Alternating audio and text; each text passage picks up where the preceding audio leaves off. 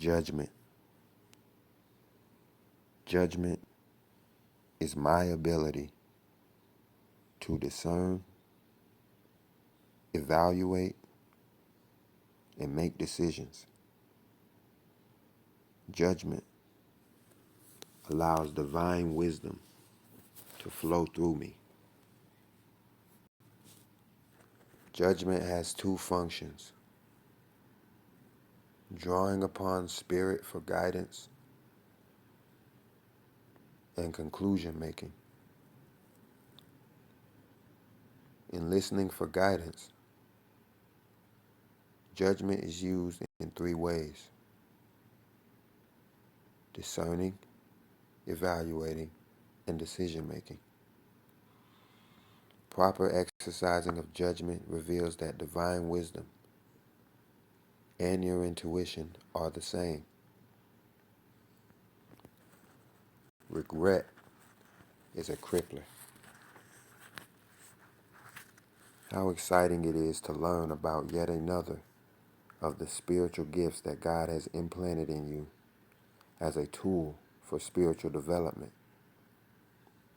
The two purposes of your judgment faculty are: 1, the drawing upon spirit for guidance, and 2, the ability to come to conclusions. In common terms, we would call them using good judgment and making judgments. Let us deal with the latter purpose, that of making judgments, and consider its importance in consciousness building.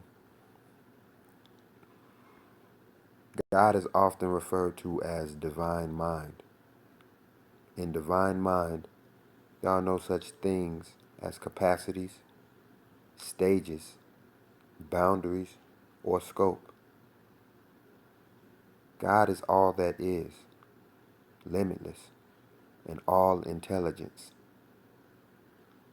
Note, I did not say intelligent. Rather, I said intelligence. As a human being, you are unable to comprehend all that is. You can comprehend only so much at a time until you are ready for more. Often, you need to rest on a subject until you incorporate it into your consciousness. At each resting point, you need to conclude on the information, deciding what you think and how you feel about it. In other words, you come to many conclusions as you develop and grow. If you are extremely open, you are willing to release old conclusions in order to conclude upon greater concepts and insights. So you are making judgments constantly as you grow, step by step, moving from one conclusion to another. The wonderful thing about making judgments is that they become a reality for you. Imagine you can judge everything wonderful and good. And that is the world you will live in, wonderful and good. You can judge things to be ugly and distasteful, and these conclusions will prove you absolutely right. Ugly and distasteful things will manifest in your life. You need to be aware of a special quality about your judgment making. It has a rapid fire action, whereas faith and strength have a duration involved in their development. Making judgments is instantaneous in its effect on your consciousness. Jesus warns us of this special nature of judgment in the 7th chapter of the book of Matthew. Judge not, that ye be not judged. And with what measure you meet, it shall be measured to you again. So whatever you judge, in reality, you are judging yourself. The warning is well taken. Don't be too quick to judge someone negatively, because you are judging yourself. Their negative behavior has only released a bad feeling that you had about yourself all along. Your judgment faculty has detected this negativity and can bless you if you honestly admit that your emotions were stirred through seeing yourself in that person. If, however, you must defend yourself against the truth, you will declare that the other person is bad, denying that you are anything like that. Soon after, you will experience negative emotions as your consciousness tries to digest this sad conclusion. But your judgments and conclusion making are assisting you in both faith and strength. As you grow in these areas, you are constantly coming to conclusions as to how strong and wonderful you are in the image and likeness of God. With each conclusion, you make ready for new revelation and deeper insights. Good judgment making assists you in accepting the invisible as your source and strength. The other purpose of your incredible gift of judgment is that of drawing upon spirit for guidance. Consciousness building comes through choice making, and you do not grow spiritually until your choices are based on spiritual guidance. Spiritual guidance is constantly offered you from within, and when you deal with outer things based upon this inner instruction, it is called using good judgment. In dealing with outer things and conditions spiritually, there are 3 stages you go through very quickly. These are discernment, evaluation, and decision making. Discernment allows you to separate the various factors involved. Situations in life can be very complex and overwhelming, and your judgment faculty will give you the ability to discern the difference among things. This sorting of facts prevents you from being emotionally swayed by appeal of the senses. Evaluation is the next step in using good judgment. Now that your discernment has separated the facts, you can evaluate them. It is important to give proper value to the various aspects of a situation, or else emotion will rule.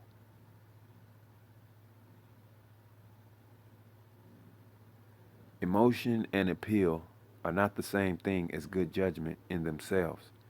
Good judgment is when you see things in perspective and can make decisions based upon the priorities of your consciousness development. For example, a person may want to buy a particular new house. The buying of a new house is a complicated endeavor with persuasion and emotional appeal often involved. When something gets too complicated, you don't know which way to turn, which choice to make. This is the point where you must steel yourself to your divine gift of judgment. The moment you do, things will begin to clear up to where you can evaluate the various factors such as price, size, location, nearby parks, and so on. Then you can make a choice based upon good judgment so that you can come to a decision. Once you decide what is right for you or what is wrong for you, you can make choices. And remember, consciousness building comes through choice making. If you are not making choices based upon spiritual guidance, you are probably in turmoil over indecision and emotional confusion.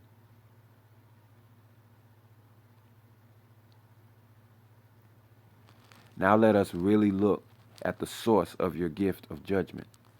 Divine mind is all intelligence. And when this intelligence affects the world, it comes through mankind as judgment. Here is a very important point. The exercising of judgment is a thinking process. But drawing upon judgment is a feeling process. Your message from God will come through your feeling nature as a yes feeling or a no feeling. This positive or negative feeling that comes from within is called intuition.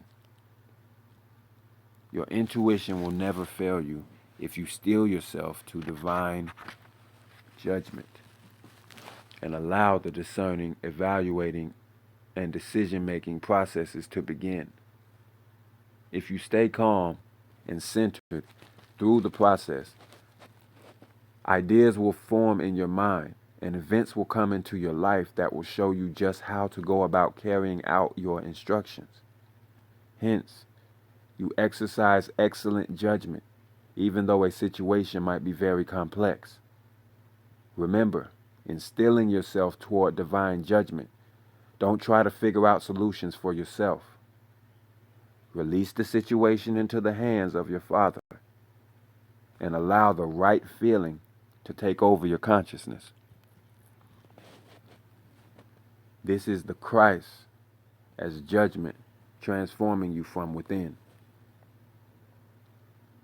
Your intuition will register as a feeling of direction for you, revealing that which is right or wrong for you. All results will reveal that you are a channel, which allows divine wisdom to flow through. Divine wisdom is God in His vastness, flowing through as intuition.